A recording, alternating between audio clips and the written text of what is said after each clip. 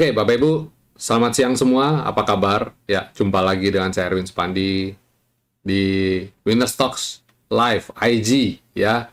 Bagaimana nih? Hari ini tradingnya wah, lega ya, lega.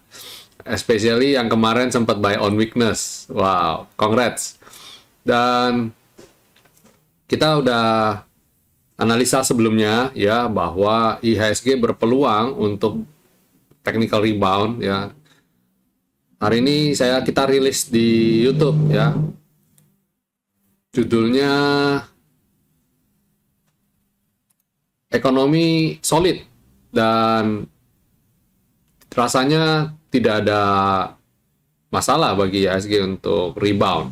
Dan pada dasarnya tren IHSG juga masih bergerak dalam tren yang bagus. Jadi kita jangan terlalu panik ya.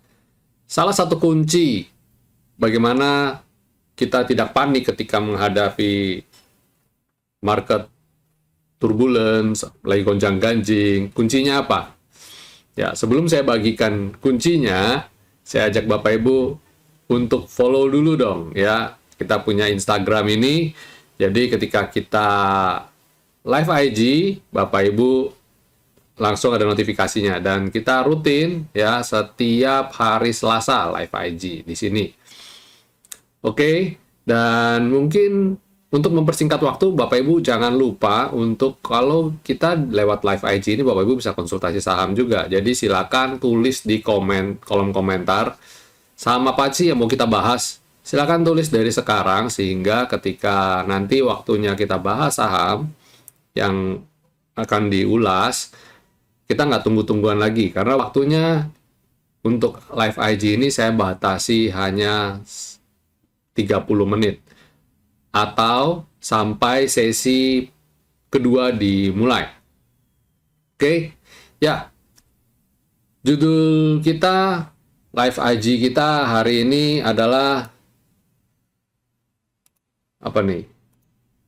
Peluang di balik pelemahan IHSG ya, dan sekaligus yang saya mau bagikan adalah kuncinya bagaimana sih supaya kita nggak panik. Kita baru bisa lihat peluang kalau kita itu nggak panik. Setuju nggak? Kita bisa melihat kesempatan untuk dapat profit kalau kita tidak sibuk untuk berpikir, ini saya mau cut loss apa nggak cut loss. Betul nggak? Artinya bagaimana? Artinya, kunci nomor satu adalah cut loss lah sebelum jadi tambah ambiar. Nah, ini kunci nomor satu nih. Jadi, ketika IHSG bergerak mulai koreksi, ya, kalau memang kita lihat gelagat dan memang sudah level cut loss kita sudah tertembus, ya sudah, cut loss lah. Dengan cut loss, Bapak Ibu bisa punya kesempatan untuk beli saham di harga yang jauh lebih murah. Paham di sini maksud saya? Jadi kalau Bapak Ibu anggap Bapak Ibu mau beli saham yang lagi trending apa nih? Bisa. Kalau Bapak Ibu tak taking profit dan ketika dia turun atau udah cut loss dan dia turun, Bapak Ibu beli lagi di bawah, kan harganya lebih murah. Jadi ketika dia mantul, kita dapat profit atau dapat gain lagi. Ya, kunci nomor satu, kalau memang sudah harus kena stop loss, udah kena cut loss, ya udah, disiplin saja. Yang membuat kita tidak disiplin adalah ketika kita ada alasan-alasan. Nanti rebound, nanti begini, nanti begitu, dan sebagainya. Kalau saya tuh cenderung kalau beli itu nggak pakai mikir. Saya berdasarkan intuisi, ya. Saya melatih itu, bukan berarti saya melakukan apa-apa itu nggak dipikir, bukan. Saya itu mikir dulu sebelumnya. Saya sudah prepare dulu, saya sudah atur strategi dulu. Jadi ketika waktunya saya harus mikir, saya sudah nggak mikir. Saya sudah tinggal action saja. Oke? Jadi kita atur strateginya dulu. Nah, ini kunci nomor 2 ya, atur strateginya dulu deh. Ketika kita sudah atur strategi dan tiba-tiba sahamnya memang harus cut loss, kita cut loss. Dan ketika memang harus profit taking, kita profit taking. Udah nggak pakai mikir. Jangan dipikir. Ya, kalau dipikir mending begini nggak ya, atau jangan-jangan, atau umpama begini, atau semisal begini, aduh, udah deh. Itu nggak bakalan jalan. Maksudnya nggak bakalan jalan gimana? Endingnya biasanya terjadi berlawanan. Memang kita bilang, wah harapan kita nanti naik lagi. Malah endingnya malah turun dulu gitu. Dan kita galau di situ. Mungkin turun dulu untuk kemudian naik lagi. Tapi waktu dia turun, kan bertolak belakang dengan apa yang kita pikirkan dan kita harapkan. Itu membuat kita punya respon negatif, dan membuat kita punya psikologis jadi negatif, jadi jelek. Nah, itu yang membuat kurang bagus. Oke, itu kunci nomor 2, yaitu berpikirlah atau susun strategi sebelum memang harus action. Dan jika sudah waktunya action, sudah nggak usah dipikir. Action aja udah, intuisi jalan aja. Oke, yang ketiga, kunci nomor 3 adalah kalau kondisi kayak begini, melihat peluang di balik pelemahan IHSG ini, peluang itu kita melihatnya udah harus strict dengan kita punya tools, indikator, atau apa yang kita yakini. Nggak mesti winner stock. Bapak Ibu mungkin ada keyakinan, umpamanya serok ketika harga saham mantul di level MA 200 umpamanya, atau level MA 20 umpamanya. Nah, ketika kena itu dan dia mantul atau dia belum mantul, ketika memang harus strateginya, oh kayaknya ini memang tanda-tanda rebound, ya sudah, ikutin saja. Jadi harus punya keyakinan, harus punya ada disiplin yang Bapak Ibu harus pakai terhadap indikator apapun. Dan bisa saja pakai fundamental juga bisa. Mamanya merasa, oh fundamental ini harganya masih murah. Ya udah, silakan Bapak Ibu action aja. Dan ketika lagi harga murah, miliki keyakinan itu tadi. Ambil itu keyakinan itu untuk jadi dasar Bapak Ibu lakukan action. Kalau dipikir lagi, jangan-jangan mending dan sebagainya, nggak jalan, nggak bisa. Jadi harus punya keyakinan. Itu sebabnya kita di Winner Stock, kita bisa ulas market, bisa presisi, cukup akurat. Ketika kemarin saya rilis waktu IHSG, data inflasi akan menggoyang bursa, bam, hari Seninnya ambiar. Dan ketika kita ngomong data inflasi ambiar itu, saya sebelumnya malah udah live IG dulu sebenarnya ya di hari Jumat. Dan hari Jumat malam saya rilis video, dan hari Senin pagi ambiar. Terus untuk hari Senin kita bikin kemarin malam, tepatnya saya sudah bilang bahwa ekonomi solid IHSG berpotensi untuk rebound, dan hari ini rebound beneran. Ya, jadi atas dasar apa sih saya bisa begitu? Ya karena berdasarkan ilmu, berdasarkan strategi, berdasarkan tools yang sudah kita desain, kita rancang, dan saya cuma perlu mengatakan apa yang tersirat, apa yang terlihat di situ gitu loh. Nggak pakai mikir-mikir, jangan-jangan begini, jangan-jangan begitu. Saya nggak pakai mikir lagi udah. Pokoknya apa yang ada di situ saya ngomongin aja udah. Ya, sama ketika ditanya, kalau Pak ini waktunya taking profit ya? Saya bilang ya sudah kena target kan, taking profit aja. Saya nggak mikir nanti kalau saya suruh taking profit ternyata naik lagi gimana? Nanti omongan saya jadi ini dong, omongan saya jadi gitu dong. Enggak gitu. Saya pokoknya apa yang ada saya ngomong, ya ngomong. Ya, jadi itu yang saya lakukan gitu ya. Harus disiplin. Ya, ini kunci nomor 4, harus disiplin. Disiplin dalam hal apa? Pertama tadi, disiplin dalam hal cut loss, disiplin dalam hal buat trading plan, buat strategi, disiplin dalam hal menentukan target, ketika sudah kena target harus taking profit dan sebagainya. Ya, dan pasti harus disiplin. Jadi itu kuncinya. Kunci kita bisa melihat peluang. Kunci supaya kita tetap tenang ketika market lagi turun. Jadi ketika market lagi turun, kalau memang kita sudah cut loss ya kita lihat, oh ini marketnya lagi turun nih. Saya ada peluru nih, saya bisa masuk. Atau kalau enggak, ketika marketnya lagi turun dan ada signal buy, saya sudah punya disiplin. Oh, ini saham ini oke nih. Kayaknya layak untuk diserok. Saya akan serok. Karena cocok dengan indikator saya, cocok dengan apa trading plan saya, cocok dengan strategi saya, semua cocok, inline semua, saya action. Nggak mikir nanti begini, nanti begitu, nanti begini, nanti begitu. Kalau trading, Bapak Ibu memutuskan untuk masuk ke dalam dunia trading, Bapak Ibu harus menciptakan robot di dalam diri Bapak Ibu sendiri. Bukan malah join robot.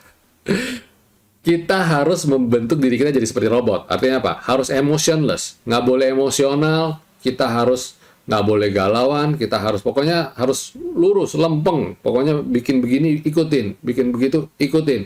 Itu kunci menjadi seorang trader yang baik, yang bagus. Dan juga ada satu kunci lagi, last but not least. Ini terkait dengan strategi, terkait dengan indikator. Saya bilang ya, tidak ada indikator yang sempurna. Tidak ada yang namanya bulletproof, indikator yang bulletproof. Ada kalanya indikator bisa aja nggak jalan. Tapi bukan indikator yang nggak jalan, tapi karena market bergerak anomali. Market bergerak di luar kebiasaan. Karena apa? Ada faktor-faktor eksternal yang sangat kuat yang membuat market bergerak berlawanan dengan indikator. Tapi nggak usah khawatir, biasanya indikator akan catch, akan ngejar, akan adjust. Dan nah, itu sebabnya kalau ditanya, saya ada beberapa yang nanya, Pak, umpama saya pakai indikator yang generik bagaimana? Ya nggak apa-apa, fine-fine saja. Tapi kenapa saya menciptakan winner stock? Kenapa saya menggunakan indikator winner stock? Karena saya memperpendek jarak. Saya memperpendek jarak sehingga indikator itu tidak menjadi lamban. Responnya cepat, tidak jadi lagging, istilah teknikalnya lagging. Atau dia menjadi sangat responsif dan dia bisa beradaptasi. Nah ini. Jadi cukup cepat untuk beresponsif dan bisa beradaptasi terhadap pergerakan market.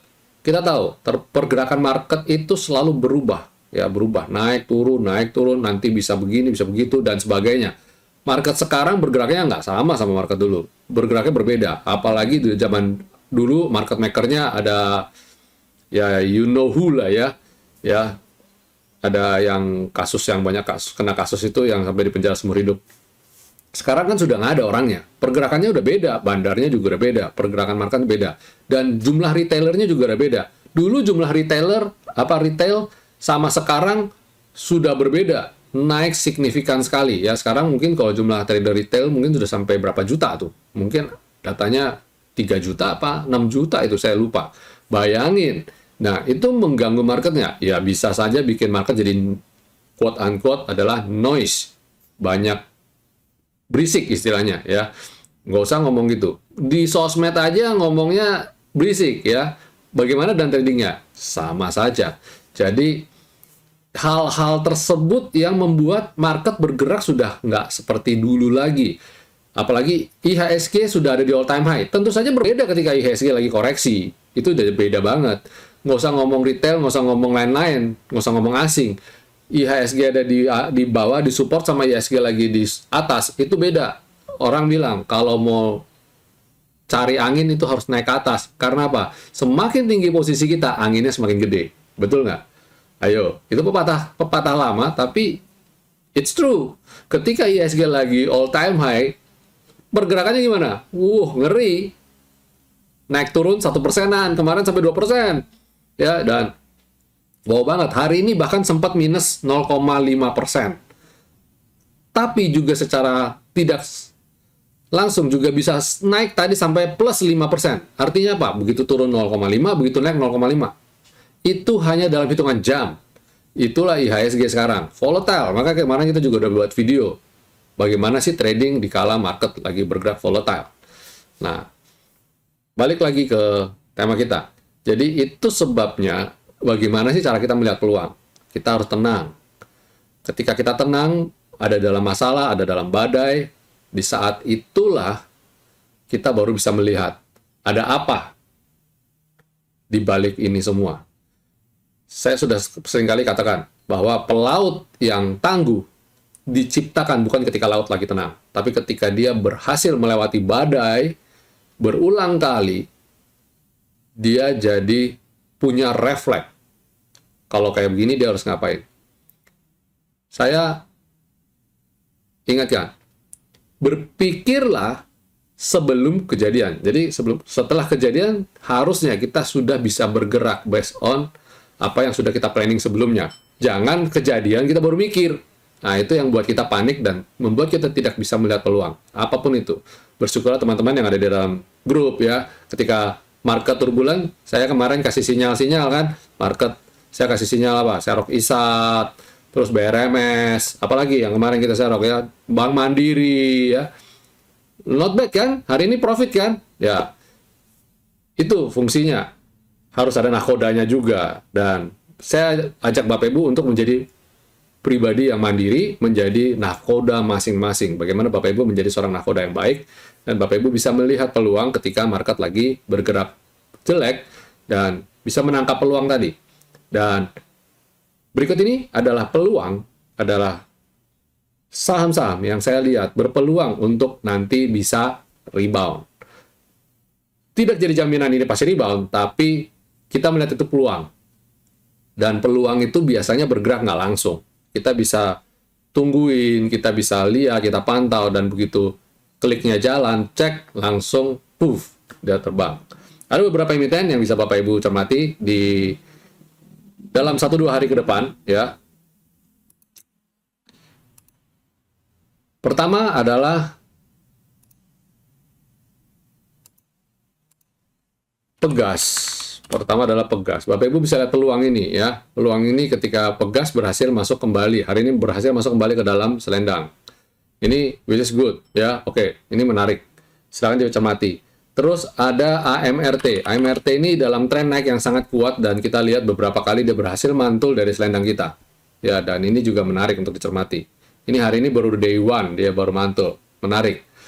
Terus kemudian, nah ini menarik karena apa? Harga minyak, harga oil kelihatannya juga dalam beberapa hari ke depan ada kontraksi, akan bisa bergerak baik, naik atau turun ya. Biasanya dia cukup volatile. Pertama, Bapak Ibu bisa cermati Medco. Medco juga mulai baik, masuk ke dalam. Terus habis Medco ada BP.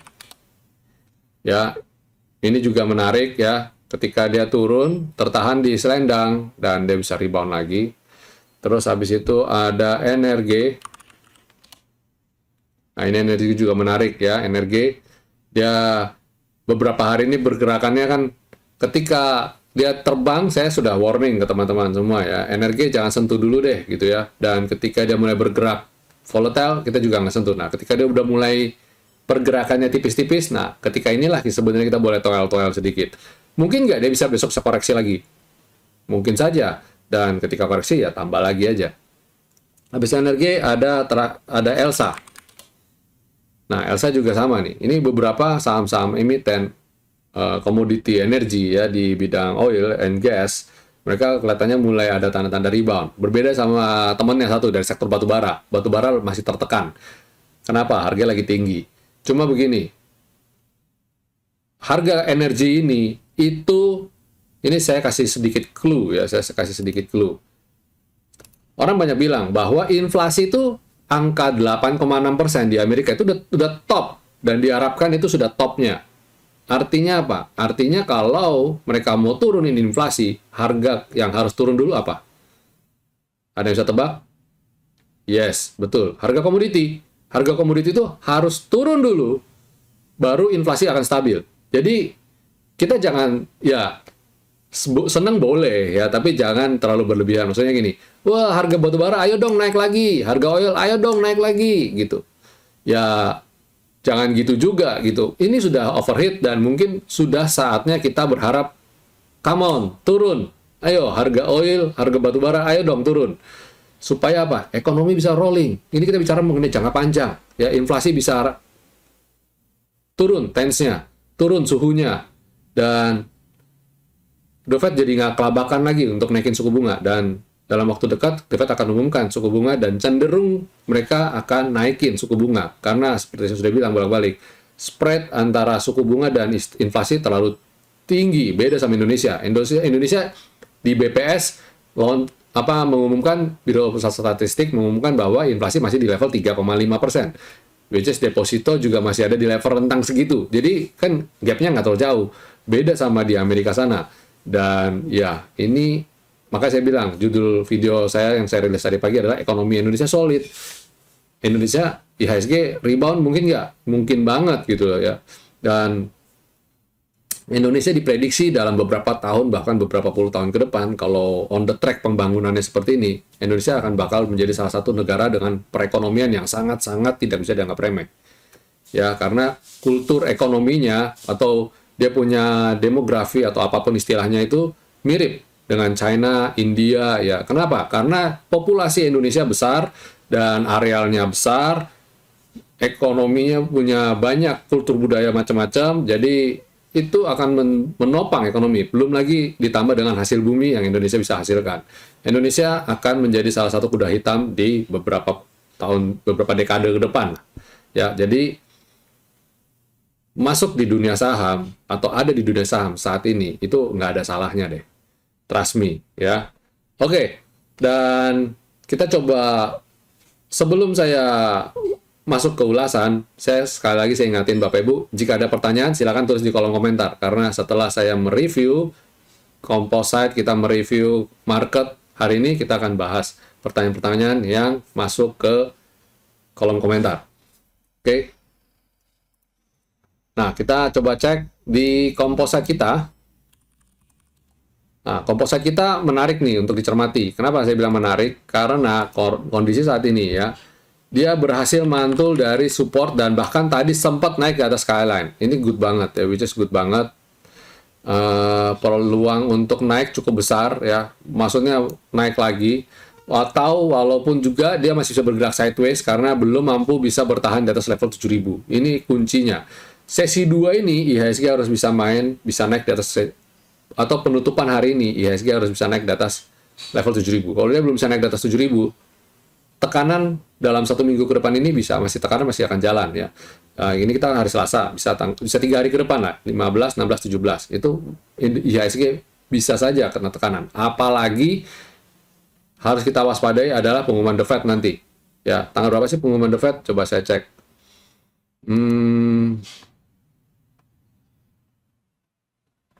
Coba cek. Jumat dini hari, ya, Jumat dini hari. Di Indonesia, ini kita ngomong Indonesia Jumat dini hari. Wah, harapan saya sih Rabu Kamis naik dulu deh. Jumat, kalau The Fed mengumumkan naik, biasanya Senin ambiar lagi. Jadi hati-hati ya akhir minggu ini ya. Maka saya bilang, jangan pasang target terlalu tinggi. Oke? Terus, itu tadi composite. Nah, terus coba kita cek sektoralnya. Ya, kita mulai dari IDX Basic. IDX Basic sudah bercoba untuk bertahan di support V-line kita ya. Wow, keren banget nih. Mencoba di atas support V-line. Terus kemudian persis banget ya di support V-line. Kok bisa gitu loh, kok bisa gitu ya. Hebat. Cyclicals turun ya, nguji support lagi yang di bawahnya ini. Moga-moga bisa comeback lagi naik di atas V-line. Sektor energi jebol. Nah, ini yang saya agak ngeri-ngeri sedap. Nah, ini lebih karena batu bara sih. Bobot berat di sektor energi itu di saham-saham batu bara ya. Jadi dia jebol support. Jadi ya di satu sisi saya berharap batu bara naik lagi sih, tapi di sisi lain ya kalau koreksi ya koreksilah gitu ya, tunggu di skyline. Jadi bagi Bapak Ibu yang masih hold saham-saham batu bara atau oil mungkin ya, saat ini trading pendek dulu aja karena kita berharap dia dalam beberapa waktu ke depan dia akan terkoreksi dulu nih. Terus sektor finance lagi mencoba bertahan dan harapan saya dia bisa segera rebound. Terus kemudian healthcare juga mencoba menguji support lagi, mungkin bisa turun lagi ke area V-line ini. Terus sektor industri, wow, udah jebol support ya. Kalau dia dalam beberapa hari nggak bisa ke atas selendang, bahaya. Terus habis itu infrastruktur juga belum mampu naik kembali. Ya, belum mampu naik. Dia lagi struggling ya. Pelan-pelan, tapi ini sinyal yang cukup oke. Ini cukup oke. Moga-moga dia besok bisa lanjut lagi naik. Nah, sektor infrastruktur ini di dalamnya kan ada Telkom dan kawan-kawan. Moga-moga bisa jadi katalis penggerak IHSG bergerak di area positif ya. Properti masih not oke ya. Terus udah gitu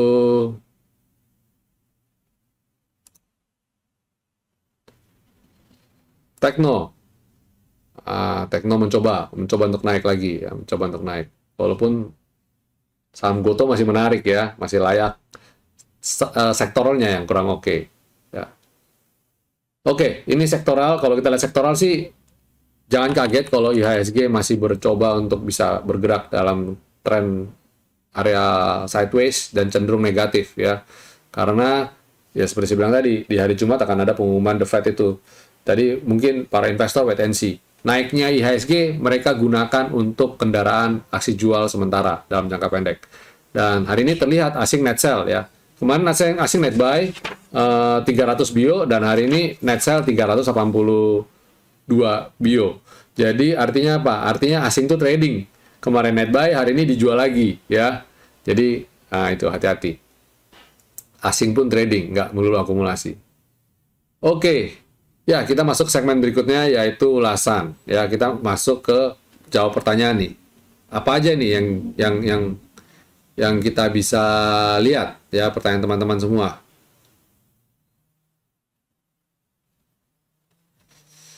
Oke, friend. Beli kemarin posisi plus 3%. Oke. Oh, ternyata di atasnya masih ada lagi. Sebentar, saya harus scroll dulu. Wow. Nanya lumayan nih. Oke. Oke. Friend dulu ya, tadi udah terlanjur ngomong. Yes. Friend ini mantul ya. Kita sudah ada support yang kita udah lihat tadi 79 dan dia mencoba masuk ke dalam selendang. Ini oke ya, target kita dia harus bisa naik lagi nih. Dan ini sebagai awal yang bagus. Dan kita lihat friend itu kelihatannya level 79 dan 80 itu adalah area support kuat friend. Nah, kumpulin aja. Kumpulin pelan-pelan ya. Nanti target kita harusnya bisa sampai 90-an ya. Kalau dia turun lagi gimana, Pak? Ya, selama dia masih bertahan di area 69, 70-an, kita masih berani untuk tambah porsi ya. Ingat, money management penting di sini ya. Habis itu Antam.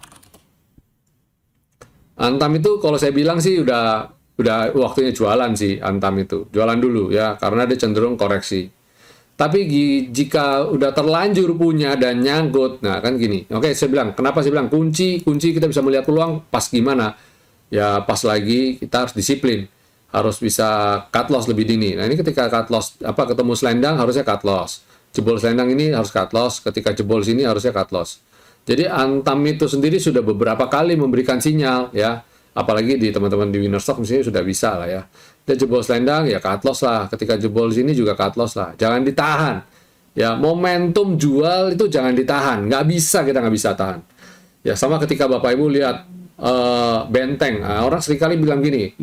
Makanya saya bilang sama teman-teman semua. Trading itu jangan lihat bid offer. Kenapa? Karena bid offer itu bisa hilang dan kita jangan istilahnya gimana ya? Menganggap remeh dengan kekuatan market. Contoh, wah, Goto ini lagi ditahan nih 1 juta lot. Kayaknya nggak bakal tembus. Nah, saya tanya sama teman-teman semua, kok tahu nggak bakal tembus? Emang tahu mereka punya duit ada berapa? Kan nggak tahu. Coba aja kamu hitung. Itu 1 juta lot itu berapa kali dengan harga Goto? Waktu itu saya lupa, harganya di level 300-an something, 380-an apa berapa? Ditahan sekitar itu saya lupa. Ditahan 1 juta lot. Wah, nggak mungkin tembus ini. Ada yang jawab sama saya, nggak mungkin tembus, Pak. Siapa bilang bandar itu atau market maker atau big boys atau smart money itu duitnya nggak ada serinya. Kita nggak bisa ngomong. Tembus, saya bilang begitu, tembus. Apalagi emang 1 juta itu nanti bakal 1 juta bener. Kalau 1 juta itu dihilangin gimana? Jadi tinggal 500.000 atau mungkin tinggal 200.000. Kelihatannya aja dimakan semua 1 juta, padahal enggak gitu. Bisa nggak? Bisa. Jadi jangan nyanggap remeh deh. Trust me. Jadi kalau kayak gini, kalau memang waktunya cut loss ya cut loss lah, disiplin lah gitu ya. Terus BBYB. Nah, BBYB ini kemarin sempat saya kasih rekomendasi dan ternyata dia nggak berhasil naik ke atas selendang. Ya koreksi dulu. Kalau belum sempat cut loss, ini jadi benteng terakhir. Tapi kalau sudah cut loss, kapan boleh serok lagi? Nah ini. Di area 1180 ini. Ini jadi benteng. Ya, kalau dia bisa bertahan, ya syukur. Kalau dia nggak bisa bertahan di 1180 ini, wah udah deh, hindari dulu. Ya. Terus target bird masih masih ikut ini ya, ikut ini dulu. Dia harus bisa breakout 1760 ini. Kalau dia bisa breakout 1760 ya just matter of time bisa sampai ke 1895 atau ke 1900. Oke. Terus ITMG. Nah, ini yang saya bilang, saham-saham batu bara ini sekarang masih lagi dalam tekanan, tapi kelihatannya mereka mencoba untuk segera recovery, segera rebound. Dan kalau dia nggak mampu balik, saya cukup kok agak deg-degan. Kenapa? Karena ITMG ini di sini ada gap yang mana apakah bisa nutup? Belum tentu nutup, tapi potensi nutup juga terbuka lebar. Ya, ini saya. Nah ini ya, hati-hati. Ini ada gap di bawah sini. Nggak waktunya udah sampai di ini nih, setengah dua. Oke, saya panjangin sedikit lah ya. Habis itu ada Inco. Inco not bad, lebih mendingan daripada Antam. Tapi saya juga bilang kalau dia nggak berhasil naik ke atas level 7.250 atau 7.300, saya sarankan sell on strength dulu atau jualan dulu deh. Saya takut nanti dia bisa turun lagi, lebih dalam lagi ya. Habis itu Doit mirip-mirip lah ya. Saham batu bara masih dalam tekanan. Harusnya Doit juga masih dalam areal yang cenderung bakal koreksi lebih dalam lagi. Makanya kemarin ketika ARB berhari-hari, saya bilang kalau teman-teman kalau posisi nyangkut, kita lihat average-nya. Kalau minusnya berkurang, udahlah jual aja lah, jangan cari untung dulu ya. Mending jualan dulu. Oke, terus habis itu Goto. Wow, Goto hari ini kita rekomendasi kok ya. Dan masih dalam tren naik yang bagus, sudah 400. Iya, mantap. Masih naik nggak? Masih, kemungkinan besar masih. Karena apa? Tanggal 28 Juni dia akan RUPS, dan masa sih RUPS pertama dia yang notabene dia mau minta apa private placement ya, mau minta izin untuk private placement, harganya ambiar, kan malu-maluin gitu loh, ya nggak? Ya, semoga masih lanjut. Terus kemudian Harum. Nah, Harum sama. Kalau dia belum bisa naik ke level V-line ini, mending jualan dulu. Ya, mending hindari dulu. Tapi kita lihat 2000 ini di angka round number ini dia tertahan. Moga-moga bisa kembali naik lagi ya. Kalau lihat di weekly-nya, harusnya Harum masih dalam potensi untuk menguji support di areal-areal ini. Jadi itu sebabnya saya bilang kalau dia nggak bisa naik di atas, kalau dia nggak bisa naik, ya mending jualan dulu deh. Terus habis Harum ada ADMR. ADMR juga sama ya. Masih cenderung koreksi. Kapan itu saya pernah ulas kan ADMR. Kalau ADMR itu saya bilang hati-hati ya ADMR ya, cenderung downtrend. Saya lupa, ntar saya ngomong ketika IG live atau di YouTube ya. Terus cepat aja karena saya udah sesi 2. SMGR bagaimana? SMGR. Nah, SMGR ini, oke juga nih SMGR nih ya. Dia pas banget nih, tertahan di sini luar biasa. Dia harus bisa naik kembali ke dalam sendang sih. Kalau dia belum bisa naik kembali ke dalam sendang, bahaya. Ya, karena, tapi ini dia, good news-nya adalah dia masih di area harga yang murah. Jadi harusnya bersabar aja. Beli SMGR itu butuh kesabaran ekstra.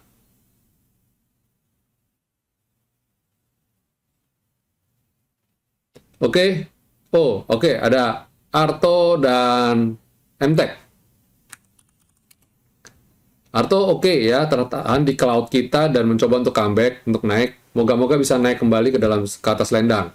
Ini Arto, karena kita lihat Arto terafiliasi sekali dengan Goto, jadi dengan naiknya Goto, harapan saya bisa menarik atau memberikan katalis positif buat Arto. Terus kemudian MTech. MTech masih jualan ya, hindari dulu.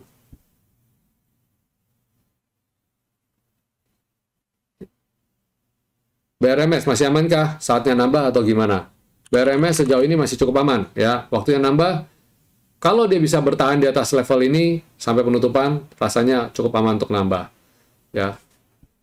Atau tunggu dia breakout. Breakout level berapa BRMS? BRMS idealnya breakout level ini nih. 236. Kalau dia bisa breakout 236, wow. Masih oke lah. Gudang garam. Oke, gudang garam. Gudang garam masih belum oke ya, belum ada katalis positif sih untuk saham-saham emiten ini. Mungkin kecuali HMSP yang notabene beritanya sudah keluar kalau dia mau bagiin dividen jumbo. Tapi udah price in. Harusnya biasanya begitu good news keluar harusnya dia koreksi ya. Terus habis itu Astra International. Ini PR saya juga sama, mirip-mirip sama saham-saham emiten yang sedang ada di garis support kita. Harus bisa bertahan, harus bisa naik penutupan di atas 7.000. Kalau dia nggak bisa naik di atas 7.000 atau di level 7.000 aja, hati-hati ya. Tapi saya lihat Astra International ini menarik untuk belanja lagi ya, untuk belanja lagi masih oke. Terus ESA. Wow, ESA udah dekat kita punya support ya, sudah dekat-dekat di area V-line kita di level 820-an. Mungkin kita tunggu dia di 820-an untuk serok. Moga-moga tertahan ya dan bisa mantul. Oke, nggak terasa pertanyaan sudah habis. Lumayan, saya fast track, cepat bacanya ya. Baik, Bapak Ibu, terima kasih sudah nonton kita punya live IG, sudah nonton kita punya rekomendasi. Dan saya ingatkan juga jangan lupa untuk follow ya, subscribe baik channel IG kita, YouTube kita ya. Jangan lupa ya, kita akan berikan ulasan-ulasan review yang berkualitas, yang bermutu, dan saya pastikan bisa bermanfaat bagi Bapak Ibu semua. Baik, sampai di sini dulu live IG kita. Semoga sesi 2 lanjak lagi ya, memberi kita akan cuan lagi. Sampai jumpa semuanya. Stay safe, stay healthy, and God bless you all.